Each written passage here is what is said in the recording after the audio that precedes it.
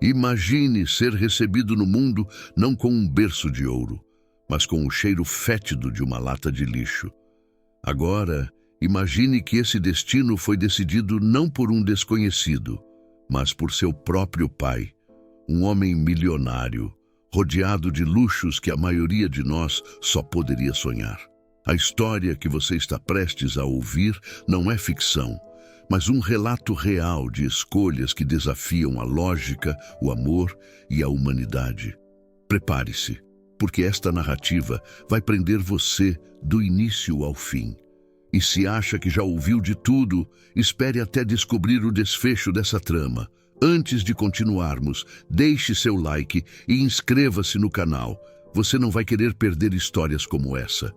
Agora, vamos lá. Eduardo Montenegro era o retrato vivo do sucesso. Proprietário de uma das maiores empresas de tecnologia do país, ele era frequentemente citado em revistas de negócios e admirado por seus pares. Sua mansão, localizada em um dos bairros mais exclusivos, era o símbolo perfeito de sua riqueza. Com colunas imponentes e jardins meticulosamente cuidados, ela parecia uma fortaleza inabalável. Para o mundo, Eduardo tinha tudo: dinheiro, prestígio e uma família que parecia saída de um comercial de margarina. Mas por trás das paredes de sua propriedade existia um homem atormentado por segredos. Sua esposa, Helena, era uma mulher de rara beleza e gentileza. Conhecida por seu envolvimento em causas sociais, ela parecia complementar Eduardo perfeitamente. O casal tinha uma reputação impecável, e o anúncio da gravidez de Helena foi recebido como um evento de grande alegria por todos que os conheciam. Para os amigos e conhecidos, o filho que estava por vir seria a cereja no bolo de uma vida já tão perfeita. Porém, desde o início da gravidez, algo começou a mudar no comportamento de Eduardo. Ele se tornou mais reservado, distante. Embora sempre tivesse sido meticuloso e controlador, agora parecia obcecado com detalhes irrelevantes. Passava horas sozinho no escritório, muitas vezes revisando papéis que ninguém entendia. Quando perguntado sobre o que estava acontecendo, ele simplesmente dizia que estava sobrecarregado com o trabalho. Helena, por sua vez, tentava compreender. Ela via a ansiedade crescente do marido, mas acreditava que tudo fazia parte da responsabilidade de ser um empresário bem-sucedido. Tentava distrair-se com os preparativos para a chegada do bebê, escolhendo com carinho cada detalhe do quarto do futuro filho. Mas Eduardo não demonstrava o menor interesse. Ele evitava qualquer conversa sobre a criança e, nas raras ocasiões em que falava, parecia desconfortável. A verdade, no entanto, era mais sombria do que Helena poderia imaginar. Eduardo carregava um segredo que o atormentava profundamente. Durante sua juventude, ele havia se envolvido em situações que poderiam comprometer sua reputação. Embora tivesse conseguido enterrar tudo com dinheiro e influência, a chegada de um filho fazia com que esses fantasmas retornassem. Ele temia que a presença da criança pudesse desestabilizar sua vida cuidadosamente construída. Enquanto Helena avançava nos meses de gravidez, Eduardo começou a se ausentar mais frequentemente. Ele dizia que eram viagens de negócios, mas, na verdade, estava consultando advogados e tentando encontrar maneiras de garantir que seu passado jamais viesse à tona. Ele via o bebê como uma ameaça, algo que poderia atrapalhar seus planos de expansão nos negócios. Para ele, a criança era um peso, uma responsabilidade indesejada que o impedia de focar no que realmente importava: seu império financeiro. A situação piorou quando Helena entrou no terceiro trimestre de gestação. Eduardo passou a dormir em um quarto separado, alegando que precisava de mais descanso para lidar com o trabalho. Helena começou a suspeitar de que algo estava profundamente errado, mas não sabia como confrontar o marido. Ele estava cada vez mais evasivo e qualquer tentativa de conversa terminava em silêncio ou discussões.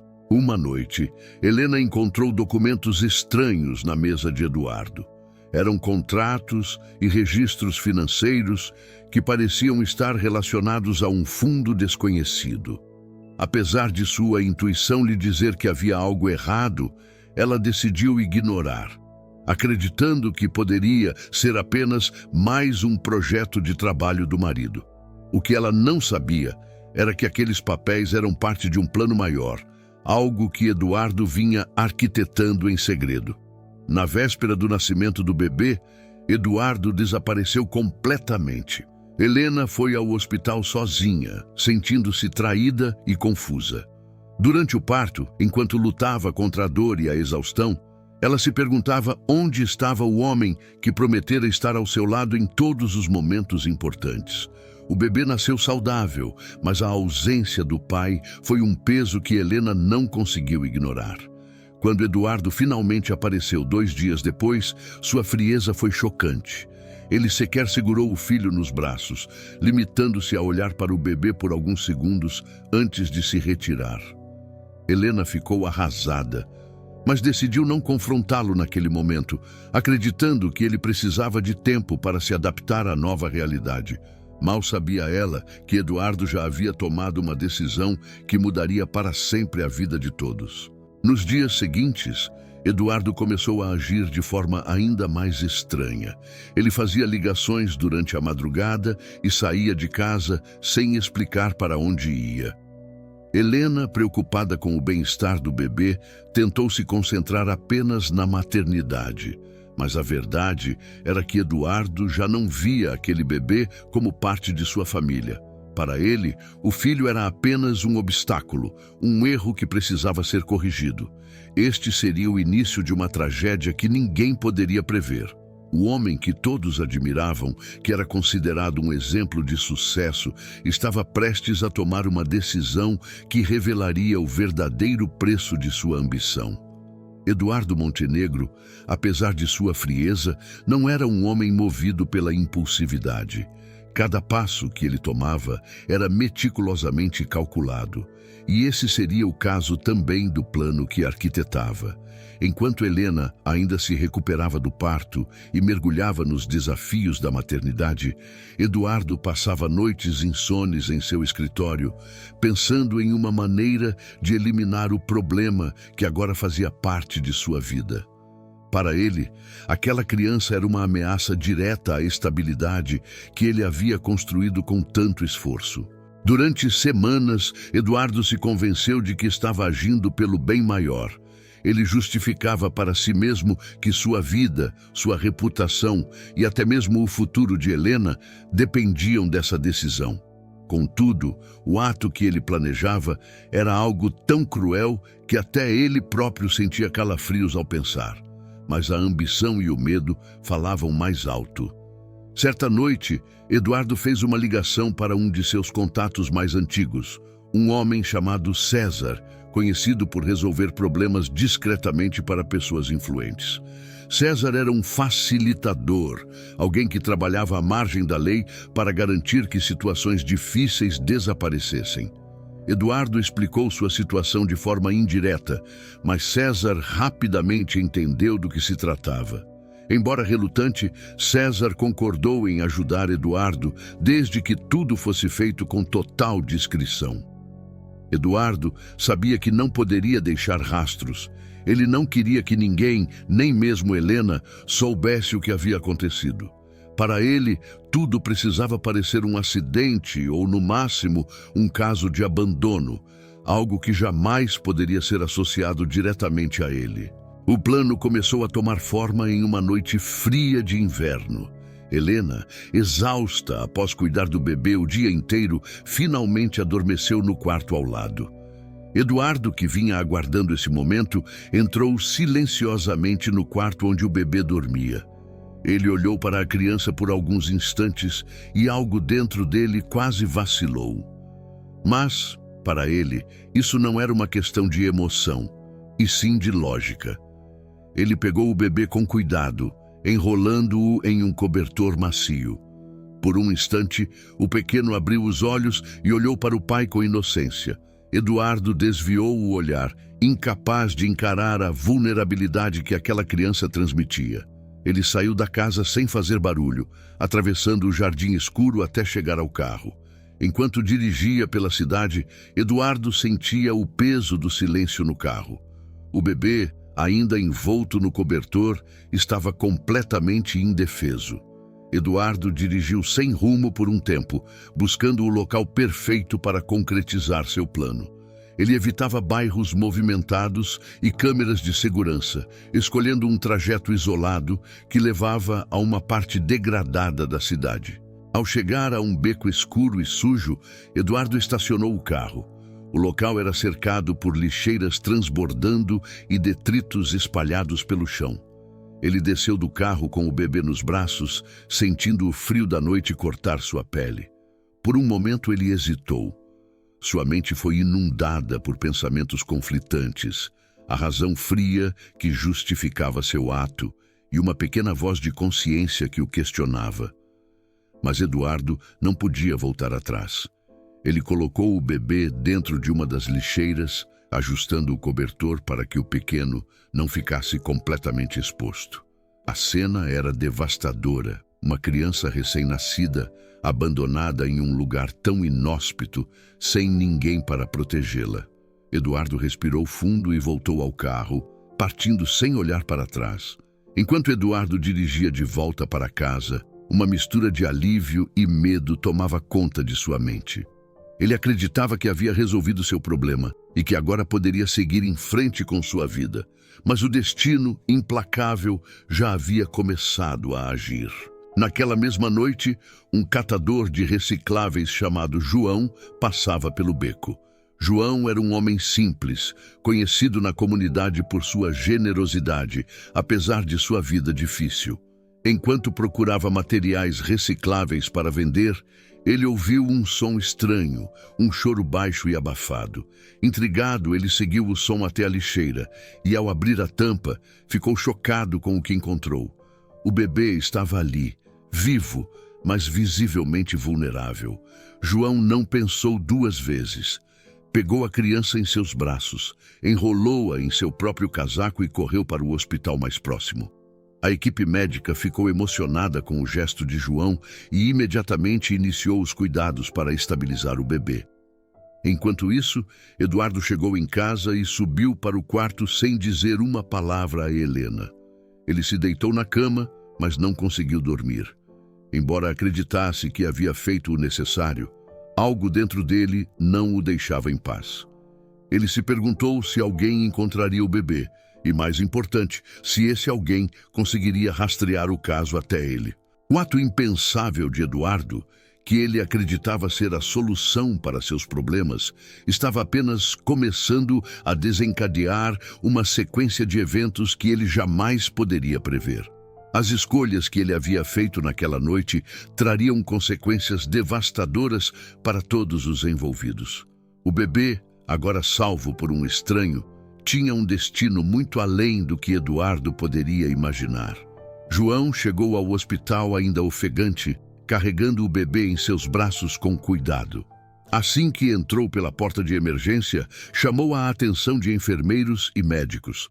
O choro fraco da criança ecoava pelo ambiente e o estado de fragilidade era evidente. O médico de plantão, Dr. Alberto, imediatamente assumiu o caso, pedindo que preparassem uma incubadora. A equipe médica se mobilizou rapidamente e João ficou em pé no corredor, observando tudo com uma mistura de preocupação e alívio. Ele sabia que tinha feito o certo, mas não podia deixar de pensar no motivo de alguém abandonar um bebê tão pequeno em uma lixeira. Enquanto esperava notícias, um policial que estava no hospital percebeu a movimentação e se aproximou para entender o que estava acontecendo. João relatou tudo o que havia visto e ouvido. Ele descreveu o local onde encontrou a criança, os arredores do beco e os detalhes do cobertor que envolvia o bebê. Suas palavras eram carregadas de indignação, mas também de compaixão. O policial, identificado como Inspetor Marcos, começou a anotar todas as informações, prometendo abrir uma investigação. Enquanto isso, dentro da sala de emergência, o bebê recebia os primeiros cuidados. Apesar das circunstâncias em que foi encontrado, ele estava em condições relativamente boas, o que surpreendeu a equipe médica. Ele estava levemente desidratado e com sinais de hipotermia. Mas com os cuidados certos, sua recuperação seria possível. Dr. Alberto saiu para conversar com João e o inspetor Marcos. Ele explicou que o bebê tinha sorte de estar vivo, pois mais algumas horas naquela lixeira poderiam ter sido fatais. Ele também sugeriu que as autoridades agissem rapidamente para tentar identificar quem poderia ter abandonado a criança. Enquanto o inspetor Marcos fazia mais perguntas a João, algo chamou a atenção do catador. Ele lembrou que, ao pegar o bebê, havia notado um pequeno pedaço de papel preso ao cobertor, mas na pressa não deu muita atenção. Ele retirou o papel do bolso e entregou ao policial. Era um recibo de uma loja de artigos de luxo, datado de algumas horas antes. O inspetor Marcos imediatamente percebeu que aquele detalhe poderia ser crucial para a investigação. Ele pediu uma equipe para isolar a área onde o bebê foi encontrado e buscar mais pistas. A loja mencionada no recibo também seria visitada, com a esperança de encontrar registros de câmeras de segurança ou informações sobre quem havia comprado o item. Enquanto isso, João recusava-se a deixar o hospital. Ele sentia uma conexão inexplicável com aquela criança e queria garantir que ela estivesse segura. Embora sua vida fosse difícil, ele tinha um coração generoso e não conseguia suportar a ideia de que aquele bebê poderia estar sozinho no mundo. Dentro da incubadora, o bebê agora parecia mais calmo, como se sentisse que estava em um ambiente seguro. Os olhos inocentes e o rosto frágil eram um contraste com o peso do ato cruel que quase o tirou da vida. A enfermeira-chefe, Dona Clara, conversava com João enquanto monitorava os sinais vitais da criança. Ela elogiou o gesto dele, afirmando que poucas pessoas teriam a coragem de agir como ele agiu. A essa altura, a história já começava a se espalhar dentro do hospital. Funcionários e pacientes comentavam sobre o bebê do milagre, encontrado em circunstâncias tão difíceis, mas que agora tinha uma nova chance. João, no entanto, não via nada de milagroso. Para ele, era uma questão de humanidade. Ele estava no lugar certo na hora certa, e sua única escolha era salvar aquela vida. Do outro lado da cidade, Eduardo Montenegro não fazia ideia de que seu plano havia desmoronado. Ele acreditava que tudo havia terminado naquela noite e que o bebê jamais seria encontrado. Em sua mente, ele estava livre para seguir com sua vida, mas o destino já começava a tramar sua queda. Enquanto o inspetor Marcos avançava com a investigação, os primeiros indícios começaram a surgir. A loja mencionada no recibo confirmou que a compra foi feita por um homem que atendia à descrição de Eduardo. Além disso, câmeras de segurança capturaram imagens dele, deixando o local com o cobertor que agora estava com o bebê. Essa evidência inicial foi suficiente para que Marcos começasse a traçar o perfil do responsável. Ele sabia que estava lidando com alguém de alto poder aquisitivo e possivelmente influente. Mas, para o inspetor, o fato de ter recursos financeiros não significava estar acima da lei. Ele estava determinado a encontrar justiça para aquele bebê, independentemente de quem fosse o culpado. João, ainda no hospital, começou a refletir sobre sua própria vida. Ele havia perdido a esposa anos atrás e não tinha filhos. Sua rotina era solitária, marcada pela luta diária para sobreviver. No entanto, ao olhar para o bebê pela janela da incubadora, sentiu algo que não sentia há muito tempo: um propósito. A ligação entre João e a criança começava a se formar de maneira invisível, mas poderosa. Ele ainda não sabia, mas aquele momento marcaria uma virada em sua vida, assim como no destino do bebê. Enquanto o mundo se movia em torno deles, uma conexão de amor e proteção começava a surgir, provando que, mesmo nos momentos mais sombrios, ainda há luz capaz de mudar tudo. O que ninguém poderia imaginar era que essa luz também seria o início de uma batalha contra o homem que tentou apagar uma vida tão inocente, mas que agora enfrentaria as consequências de seus atos. Enquanto o bebê recebia cuidados no hospital, o inspetor Marcos começou a organizar uma operação detalhada para encontrar o responsável pelo abandono. Ele sabia que estava lidando com um caso delicado, não apenas pela crueldade do ato, mas porque os primeiros indícios apontavam para alguém influente. O recibo encontrado no cobertor e as imagens das câmeras de segurança da loja de artigos de luxo já eram provas suficientes para estabelecer um ponto de partida sólido. Na delegacia, Marcos reuniu sua equipe e explicou a gravidade do caso. Ele destacou que o bebê não era apenas mais uma vítima de abandono. Havia sinais claros de premeditação e o envolvimento de um indivíduo com poder financeiro tornava tudo ainda mais complexo.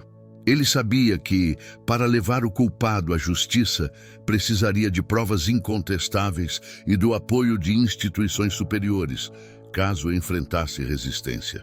Os policiais foram enviados ao local onde o bebê foi encontrado para procurar mais evidências. No beco escuro e sujo, eles coletaram vestígios que poderiam ser cruciais para a investigação.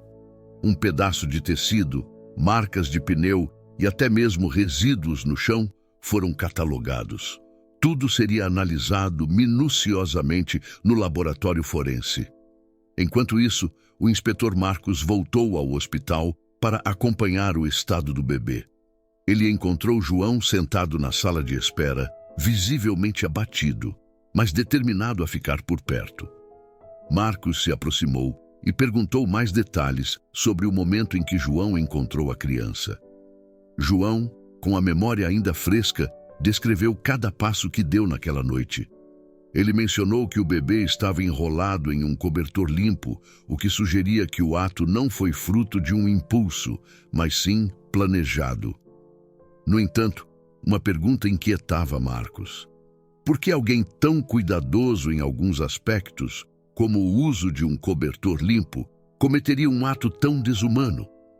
Esse tipo de contradição sugeria que o responsável não era alguém comum, mas sim alguém com um senso distorcido de moralidade. Enquanto Marcos processava essas informações, João fez um pedido inesperado.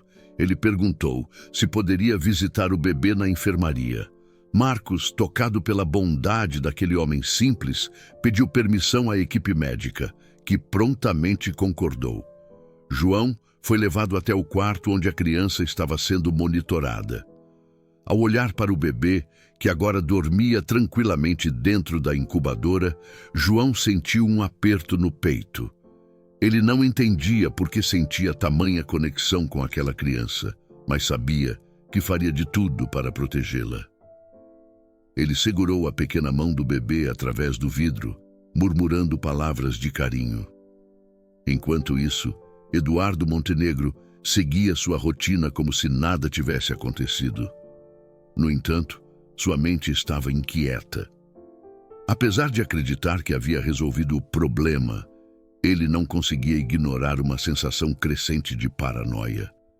Toda vez que via uma notícia ou ouvia falar de casos de abandono, sentia um calafrio.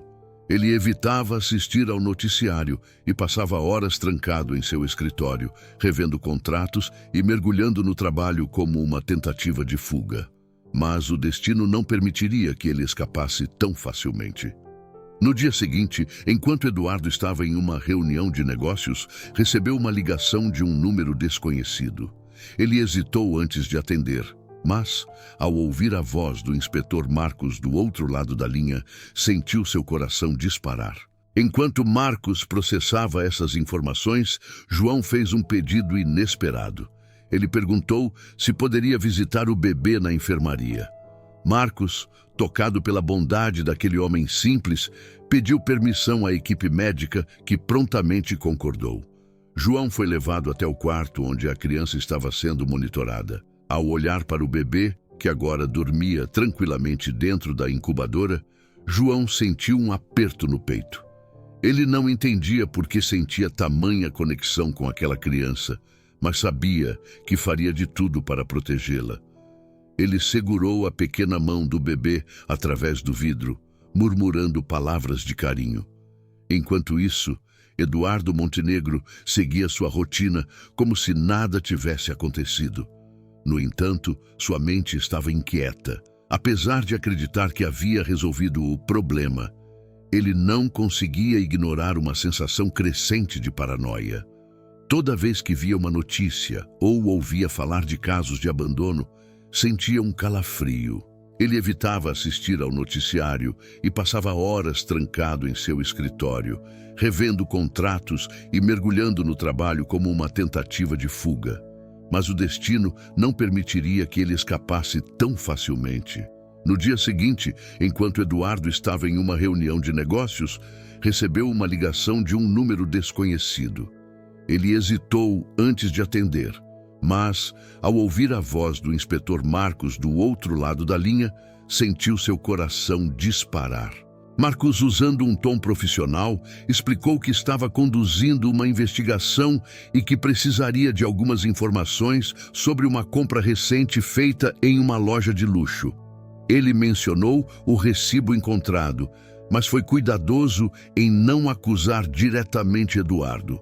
O milionário, tentando manter a compostura, negou qualquer envolvimento, mas suas respostas rápidas e evasivas levantaram suspeitas. Após a ligação, Eduardo sentiu a pressão aumentar. Ele sabia que o inspetor estava se aproximando e que as evidências poderiam eventualmente apontar para ele. Decidiu tomar medidas desesperadas para proteger sua reputação. Nos dias seguintes, Eduardo tentou apagar rastros que pudessem ligá-lo ao caso. Contratou advogados especializados em direito criminal e orientou sua equipe de segurança a reforçar a privacidade em torno de suas atividades. Ele também fez uma doação generosa a uma instituição de caridade local, tentando melhorar sua imagem pública caso a investigação viesse à tona. Enquanto isso, o inspetor Marcos continuava avançando. Ele conseguiu acesso às câmeras de segurança de um pedágio próximo ao beco onde o bebê foi encontrado. As imagens mostravam um carro de luxo, compatível com o modelo que Eduardo dirigia, passando pelo local na mesma noite do abandono. Com essa nova prova, Marcos decidiu solicitar um mandado de busca para a casa de Eduardo Montenegro. Ele sabia que estava lidando com alguém poderoso, mas acreditava que a verdade precisava prevalecer. No hospital, o bebê começava a dar sinais de melhora. A equipe médica comemorava cada pequena conquista, desde o aumento no peso até a regularidade da respiração. João, que continuava visitando o bebê diariamente, foi convidado a dar um nome temporário para a criança. Ele escolheu Gabriel, inspirado no anjo que, segundo ele, trouxe esperança em meio ao desespero. O ato de João deu ainda mais força à conexão entre ele e Gabriel. Apesar de não ser oficialmente responsável pela criança, ele começou a se perguntar se poderia oferecer um lar para aquele bebê. Ele sabia que a burocracia seria imensa, mas estava disposto a enfrentar qualquer obstáculo. O inspetor Marcos, agora com mais evidências, preparava-se para confrontar Eduardo. Ele sabia que o momento decisivo estava próximo e a verdade sobre o ato impensável do milionário finalmente começaria a emergir. Enquanto isso, a luta pela sobrevivência e proteção de Gabriel continuava, provando que mesmo diante da maldade, ainda existem pessoas dispostas a lutar pelo bem. O inspetor Marcos sabia que estava pisando em terreno perigoso. Confrontar alguém como Eduardo Montenegro exigia precisão, paciência e evidências inquestionáveis. Ele preparou cuidadosamente o mandado de busca, detalhando todas as provas que conectavam Eduardo ao crime. O recibo encontrado no cobertor, as imagens do pedágio e agora os registros das câmeras de segurança da loja de artigos de luxo. Sua equipe sabia que qualquer erro poderia colocar toda a investigação em risco. Na manhã em que o mandado foi autorizado, Marcos liderou uma operação discreta. Ele queria evitar chamar a atenção da imprensa e dar a Eduardo a oportunidade de usar sua influência para encobrir o caso. Quando chegaram à mansão Montenegro, foram recebidos por seguranças particulares que imediatamente tentaram barrar a entrada. No entanto, com o mandado em mãos, Marcos e sua equipe entraram na propriedade. Eduardo, que estava em sua sala de estar, ficou imóvel ao ver os policiais. Ele sabia que aquele momento chegaria, mas ainda assim tentou manter a postura. Em um tom frio, questionou o motivo da visita, fingindo surpresa. Marcos, sem se intimidar, explicou que estavam ali para cumprir um mandado de busca e apreensão relacionado ao caso do bebê encontrado na lixeira. Enquanto os policiais revistavam a casa, Eduardo ligou imediatamente para seu advogado, que prometeu ir até a mansão o mais rápido possível. Porém, a situação estava longe de ser controlada. Em uma das salas do escritório de Eduardo, os investigadores encontraram documentos que corroboravam sua conexão com o crime. Entre eles, um registro de GPS que indicava que o carro de Eduardo esteve na região onde o bebê foi abandonado, exatamente na noite do ocorrido. Além disso, encontraram notas fiscais que coincidiam com a compra do cobertor e outros itens de luxo que foram identificados no hospital. A cada nova descoberta, o cerco ao milionário ficava mais apertado. Marcos sabia que, embora Eduardo negasse tudo, as provas eram incriminadoras. Enquanto isso, na delegacia, a história do bebê Gabriel começava a atrair atenção. Jornalistas locais haviam descoberto o caso e começaram a cobrir a investigação. Fotos do bebê, ainda na incubadora, e relatos do ato heróico de João estavam circulando nas redes sociais, gerando comoção e revolta. A hashtag Justiça por Gabriel se tornou um símbolo de luta contra a impunidade, pressionando as autoridades a agirem com rigor. João, que até então preferia manter-se longe dos holofotes, foi convencido pelos médicos e pelo inspetor Marcos a dar um depoimento público. Sua sinceridade e humildade tocaram o coração das pessoas. Ele contou como encontrou Gabriel naquela noite e como sentiu que a vida lhe deu uma missão inesperada. Muitos começaram a questionar quem poderia ter coragem de cometer um ato tão cruel, e as suspeitas sobre Eduardo Montenegro começaram a circular discretamente entre jornalistas investigativos. Eduardo, por sua vez, enfrentava uma pressão crescente. Seu advogado chegou à mansão, tentando minimizar os danos, mas as evidências coletadas eram claras demais para serem ignoradas. O inspetor Marcos sabia que ainda faltava algo, uma confissão ou pelo menos uma brecha no comportamento de Eduardo que pudesse ser explorada. Durante o interrogatório inicial, Eduardo negou categoricamente qualquer envolvimento. Ele argumentou que o recibo e os registros do carro poderiam ser facilmente explicados como coincidências. Alegou que o cobertor havia sido comprado por um funcionário e que ele sequer sabia do ocorrido. Mas Marcos percebeu que, apesar da arrogância, Eduardo estava começando a vacilar. No hospital, Gabriel estava cada vez mais forte. Os médicos decidiram que ele estava pronto para sair da incubadora e começar a ser alimentado com maior regularidade. A equipe médica, encantada com o progresso do bebê, viu em João uma figura paterna natural. Ele visitava Gabriel diariamente, trazendo pequenos presentes, como um cobertor novo ou brinquedos simples. Embora não fosse oficialmente responsável pela criança, já havia conquistado a confiança de todos no hospital.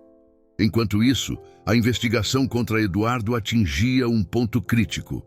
Marcos conseguiu um mandado para apreender o celular e o computador pessoal de Eduardo. Nos aparelhos, encontrou mensagens trocadas com César, o homem que Eduardo havia contratado para ajudá-lo a resolver o problema.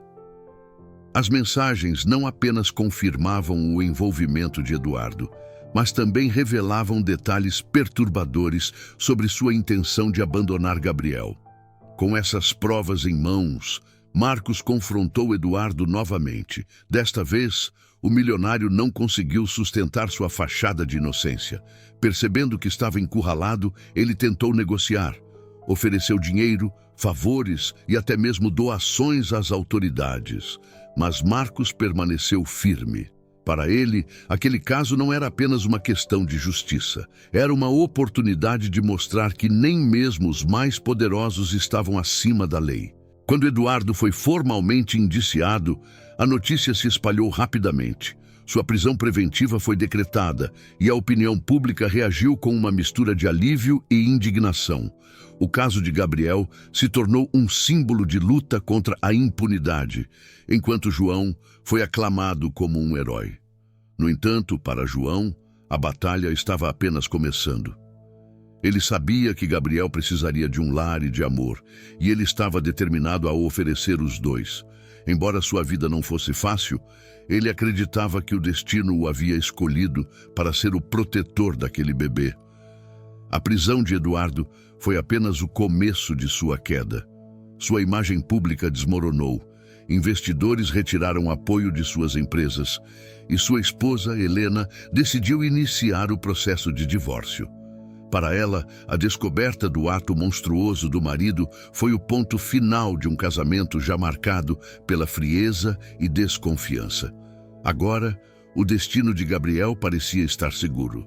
Mas, para João, o verdadeiro desafio seria provar que ele poderia ser o pai que aquela criança tanto precisava. E para Eduardo, o peso de suas escolhas finalmente começava a cair sobre ele, como uma sombra inescapável de culpa e arrependimento. Com Eduardo Montenegro atrás das grades, a atenção pública voltou-se para o futuro de Gabriel. O bebê que havia sido abandonado em uma lixeira, agora era visto como um símbolo de resistência e esperança. No entanto, ainda restava a pergunta: quem cuidaria de Gabriel? João, o catador que havia salvado sua vida, estava determinado a assumir essa responsabilidade, mas sabia que o caminho não seria fácil. No hospital, Gabriel continuava a melhorar. Ele já não precisava mais da incubadora, e seu choro forte demonstrava que sua saúde estava se restabelecendo. A equipe médica não escondia a admiração por João, que estava presente todos os dias, trazendo não apenas presentes, mas um amor genuíno que conquistou até os profissionais mais céticos. João começou a fazer perguntas sobre o processo de adoção. Ele sabia que, como catador de recicláveis, enfrentaria barreiras significativas. Sua renda era baixa e ele vivia em um pequeno cômodo alugado. Ainda assim, sua determinação era inabalável. Ele queria oferecer a Gabriel uma vida cheia de amor, mesmo que isso significasse abrir mão de tudo o que tinha. A assistente social designada para o caso, Dona Miriam, encontrou-se com João para avaliar suas intenções. Miriam era uma mulher experiente, acostumada a lidar com histórias trágicas, mas ficou tocada pela sinceridade e dedicação de João. Durante a entrevista, ele falou sobre como encontrar Gabriel mudou sua vida. Ele explicou que desde o momento em que segurou o bebê nos braços, sentiu que tinha uma missão. Miriam explicou que, embora a adoção fosse possível, João precisaria atender a uma série de requisitos legais e financeiros. Ela recomendou que ele procurasse um advogado especializado e começasse a organizar sua documentação. Apesar do desafio, João estava determinado. Ele começou a trabalhar ainda mais para economizar dinheiro e até mesmo buscou ajuda em ONGs locais que apoiavam famílias em processo de adoção. Enquanto isso, Helena, esposa de Eduardo, enfrentava sua própria batalha. Quando soube da prisão do marido e das acusações contra ele, sentiu-se traída e devastada. Para Helena, o ato de Eduardo não era apenas um crime. Era uma violação de tudo o que ela acreditava. Decidiu que não poderia permanecer em silêncio. Helena procurou o inspetor Marcos para oferecer sua ajuda. Ela entregou documentos financeiros e registros que mostravam o comportamento controlador de Eduardo nos meses que antecederam o nascimento de Gabriel. Embora inicialmente hesitante, Helena decidiu que precisava expor a verdade. Ela também visitou o hospital para conhecer o bebê que havia sido vítima da crueldade de seu marido. Ao ver Gabriel, Helena chorou. Ela sentiu uma mistura de culpa e tristeza por não ter percebido antes o que Eduardo era capaz de fazer. Apesar disso, ela também sentiu esperança. Prometeu a si mesma que faria o que pudesse para ajudar aquele bebê a encontrar um futuro melhor. A história de João e Gabriel começou a ganhar ainda mais visibilidade. Movimentos sociais e ativistas se uniram para apoiar João em sua jornada.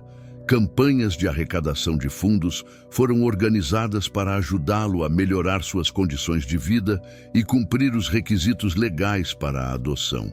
João, embora grato pelo apoio, continuava humilde. Ele sabia que dinheiro era importante, mas acreditava que o amor e o cuidado eram os fatores mais essenciais para criar Gabriel. Ele visitava o bebê todos os dias, cantava para ele, contava histórias e até mesmo lia livros infantis.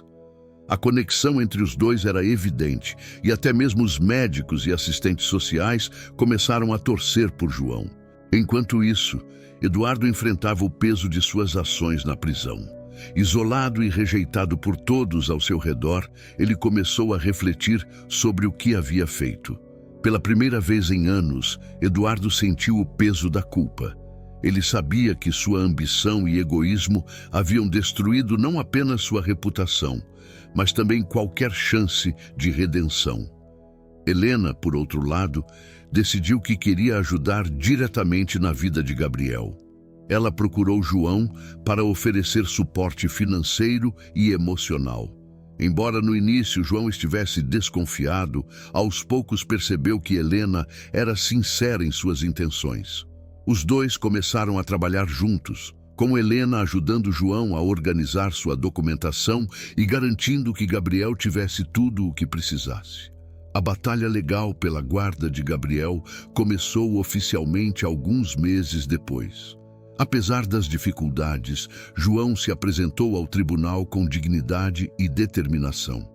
Ele mostrou que, embora não tivesse riqueza material, tinha algo muito mais valioso: um coração cheio de amor e o desejo inabalável de proteger aquela criança. O juiz, tocado pela história de João e pela evidência de sua dedicação, decidiu conceder a guarda provisória de Gabriel a ele, com a condição de que continuasse a melhorar suas condições de vida. Para João, aquele foi o dia mais feliz de sua vida. Ele levou Gabriel para casa, pronto para começar uma nova jornada como pai. A história de Gabriel e João não era apenas sobre superação. Era um testemunho do poder do amor e da bondade em meio à crueldade. A partir daquele dia, Gabriel não era mais apenas o bebê encontrado na lixeira. Ele era o filho de João, um homem simples, mas com um coração extraordinário. E juntos, eles começaram a construir um futuro cheio de esperança e felicidade. Quando João levou Gabriel para casa pela primeira vez, sentiu um misto de felicidade e responsabilidade esmagadora.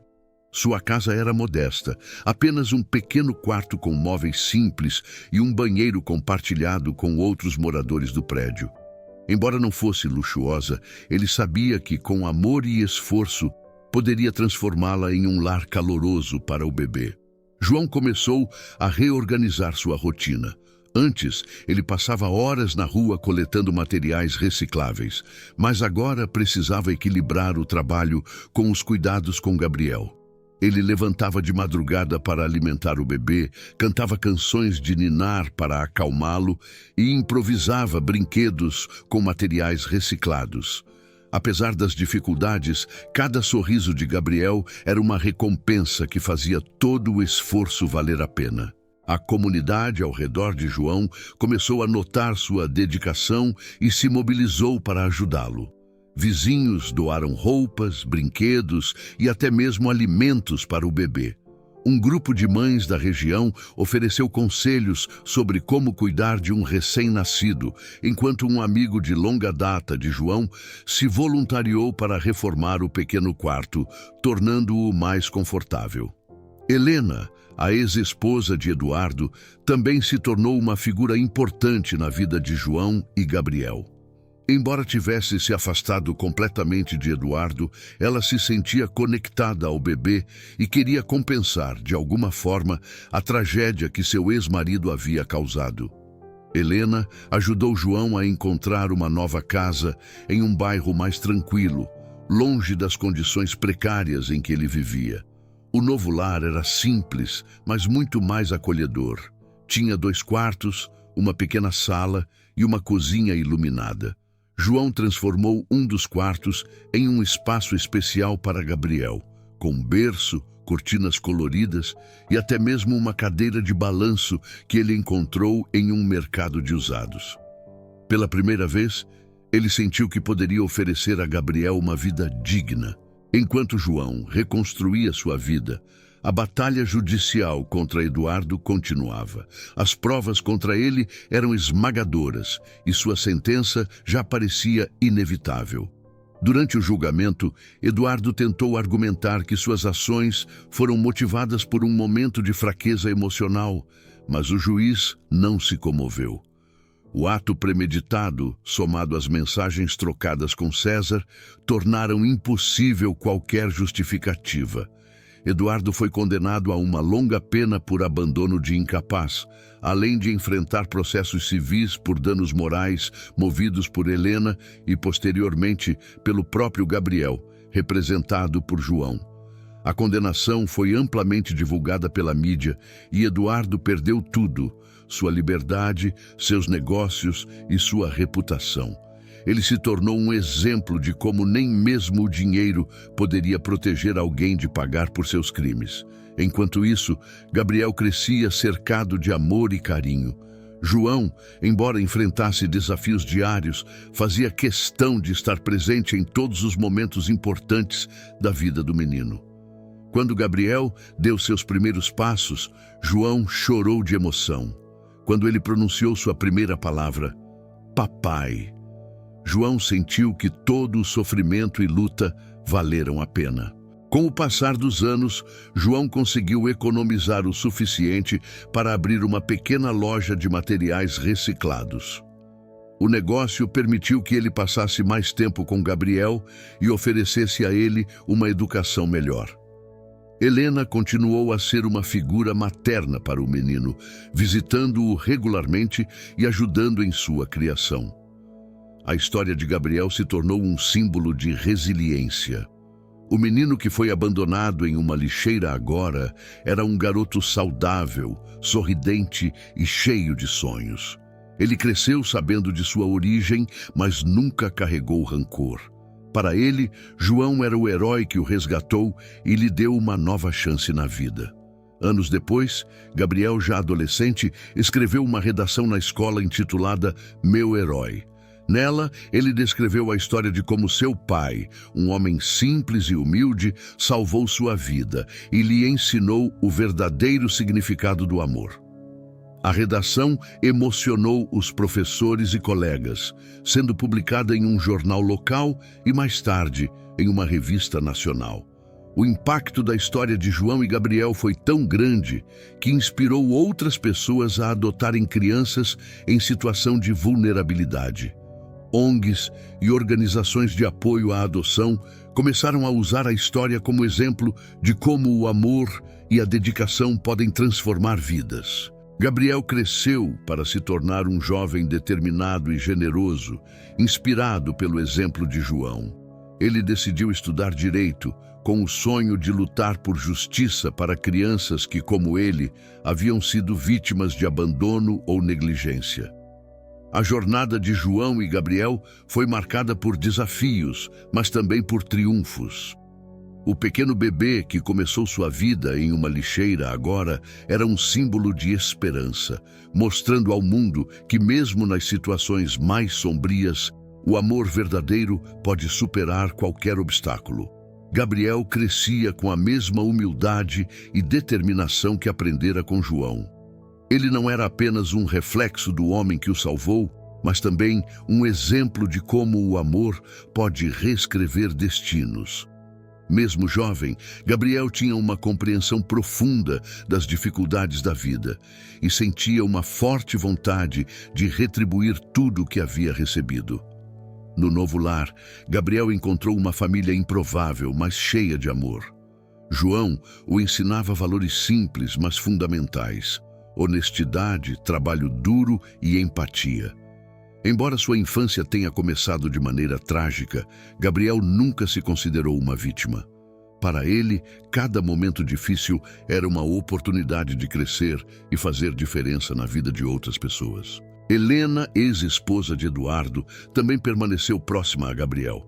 Ela o via como um raio de luz em meio às sombras deixadas por seu antigo casamento. Helena ajudava Gabriel com os estudos, incentivando-o a explorar seus talentos.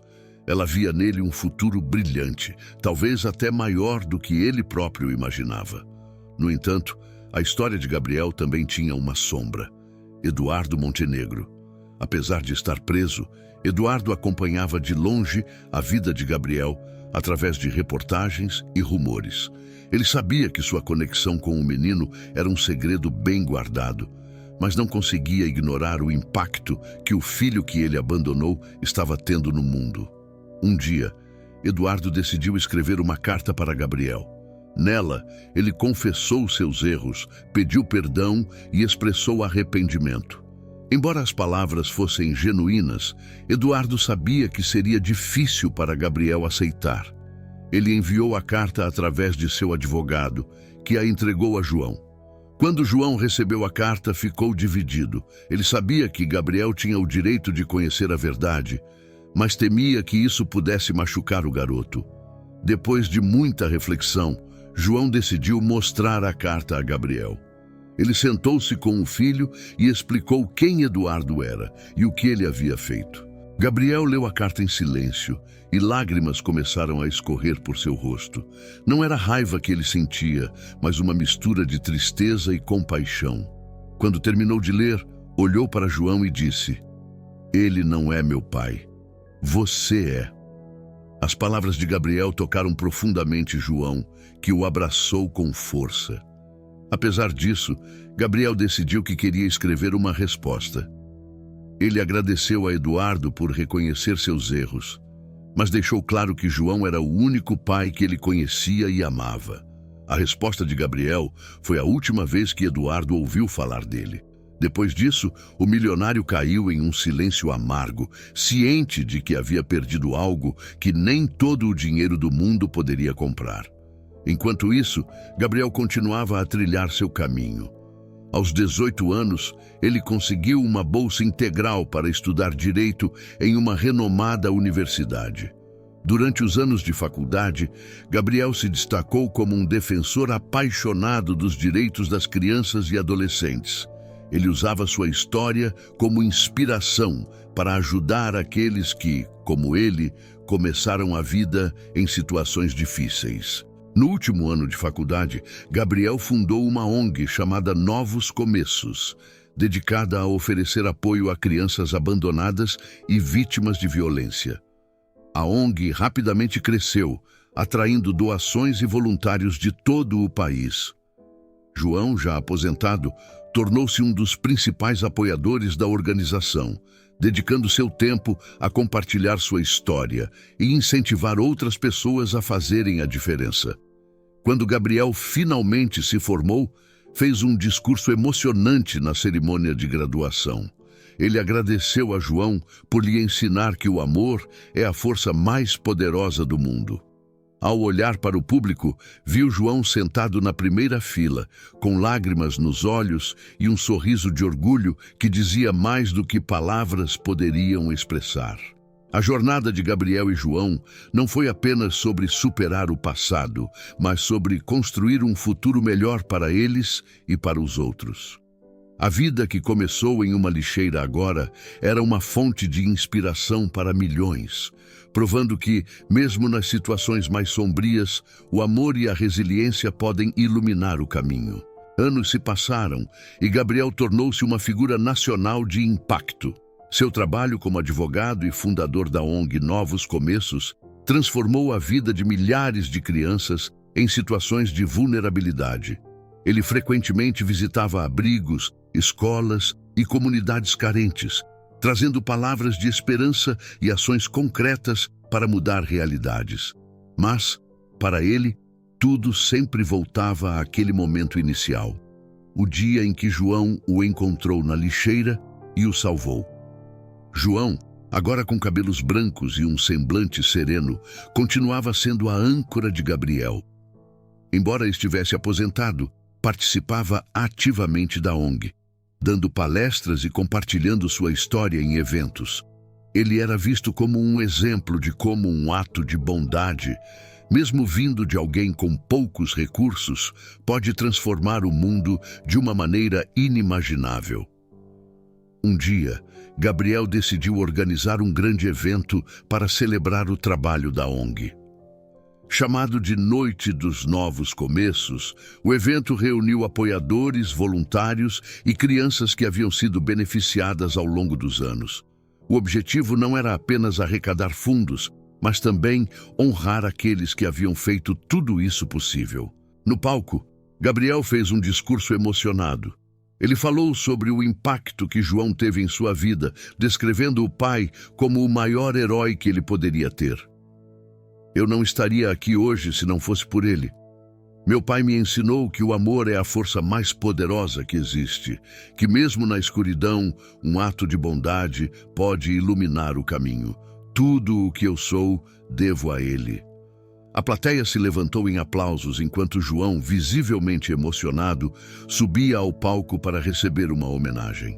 Gabriel entregou ao pai um troféu simbólico com a inscrição "Ao homem que ensinou o mundo a amar". João, com os olhos cheios de lágrimas, falou poucas, mas poderosas palavras. Eu não salvei Gabriel.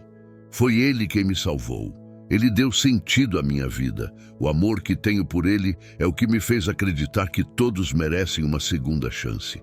A emoção tomou conta do evento. Entre os convidados estava Helena, que continuava sendo uma parte importante da vida de Gabriel e João. Ela também subiu ao palco, destacando como aquele momento era um testemunho do poder da compaixão e da transformação. Enquanto isso, crianças e adolescentes beneficiados pela ONG assistiam com admiração. Para eles, Gabriel e João eram mais do que uma história. Eram a prova viva de que o amor e a resiliência podem vencer qualquer obstáculo. Depois do evento, Gabriel e João voltaram para casa juntos. Na simplicidade do lar que construíram, sentaram-se no sofá para relembrar tudo o que haviam vivido. João, com um sorriso suave, segurou a mão de Gabriel. Sabe, filho, nunca imaginei que minha vida seria assim. Quando te encontrei naquela noite, eu só queria te salvar, mas você acabou me salvando. Gabriel apertou a mão de João e respondeu: E eu sou quem sou por causa de você. Tudo o que faço, faço para honrar o amor que você me deu. Os dois ficaram em silêncio por alguns momentos, olhando para a parede onde penduravam as fotos de sua jornada. A primeira vez que João segurou Gabriel no hospital, a mudança para o novo lar, a formatura de Gabriel e tantas outras conquistas compartilhadas. Naquela noite, João adormeceu com um sorriso no rosto, sabendo que sua missão estava completa. Ele havia dado a Gabriel um novo começo, e juntos haviam mudado o mundo. Meses depois, João faleceu pacificamente em sua casa, cercado pelo amor de Gabriel e daqueles que aprenderam com sua história. Em seu funeral, centenas de pessoas apareceram para homenageá-lo. Gabriel, embora devastado pela perda, prometeu continuar o legado de seu pai. Novos Começos cresceu ainda mais, expandindo suas operações para ajudar famílias a adotar crianças e oferecendo suporte emocional e financeiro a quem mais precisava. Gabriel, agora adulto e plenamente realizado, dedicava sua vida a garantir que nenhum bebê, nenhuma criança, jamais enfrentasse o abandono ou a solidão. O legado de João e Gabriel transcendeu suas próprias vidas. Suas ações provaram que, mesmo nos momentos mais sombrios, existe luz, que o amor, quando genuíno, tem o poder de transformar não apenas uma vida, mas o mundo inteiro. E assim, o menino que começou sua vida em uma lixeira tornou-se um homem que iluminou incontáveis corações, graças ao amor incondicional de um pai que enxergou valor onde muitos não enxergariam nada.